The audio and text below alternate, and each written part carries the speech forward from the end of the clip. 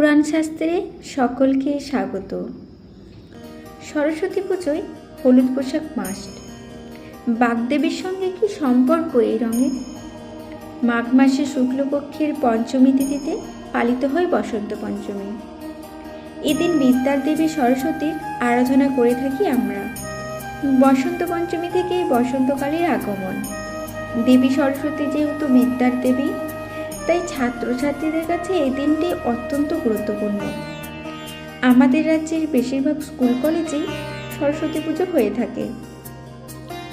আর সরস্বতী পুজো মানে হলুদ শাড়ি আর হলুদ পাঞ্জাবি মেলা। এদিন বেশিরভাগ ছেলেমেয়েরাই হলুদ পোশাক পরে থাকেন। সরস্বতী পুজোয় কেন হলুদ পোশাক পরা হয়? এদিন আমরা যেমন সবাই হলুদ পোশাক পরি, তেমনই মা সরস্বতীর পুজো করা হয় হলুদ ফুল দিয়ে। সকালে স্নানের আগে অনেকে গায়ে কাঁচা হলুদ মাটাও মেখে থাকেন। বাস্তুশাস্ত্র অনুসারে হলুদ রঙের অর্থ কোনো কিছু নতুন শুরু করা। এই সময় থেকেই শীত শেষ হয়ে বসন্তকাল শুরু হয়। সেই কারণে বসন্ত পঞ্চমীতে হলুদ রঙের পোশাক পরার রীতি প্রচলিত আছে। হলুদ রং শক্তি ও মঙ্গলদায়ক শক্তিকে আমাদের দিকে আকর্ষণ করে। নতুন একটি ঋতুর শুরুতে এই রং তাই বেছে নেওয়া হয়। হিন্দু ধর্মে হলুদ রঙকে অত্যন্ত শুভ বলে মনে করা হয়। এই রং আমাদের জীবনে নতুন আশা, নতুন উৎসাহের সঞ্চার করে।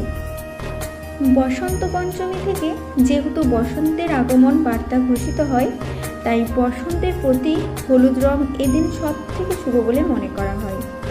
প্রচলিত বিশ্বাস অনুসারে এদিন হলুদ পোশাক পরলে মা সরস্বতী প্রীত হন। দেবী সরস্বতীর হলুদের পাশাপাশি সাদা রঙও প্রিয়। তিনি নিজের সাদা রঙের শাড়ি পরে থাকেন। তবে পুজোর আগে তার আসনে একটি হলুদ বস্ত্র বিছিয়ে দেওয়া উচিত। এছাড়া হলুদ রঙের ফুল তার চরণে নিবেদন করে হলুদ বোঁদের লাড্ডু এবং বেসনের লাড্ডু নিবেদন করে পুজো দিন। আজকের ভিডিও এই পর্যন্ত ভিডিওটি আপনাদের কেমন লাগলো অবশ্যই কমেন্ট করে জানাবেন এবং ভিডিওটি শেয়ার করে অপরকে দেখার সুযোগ করে দেবেন। ধন্যবাদ।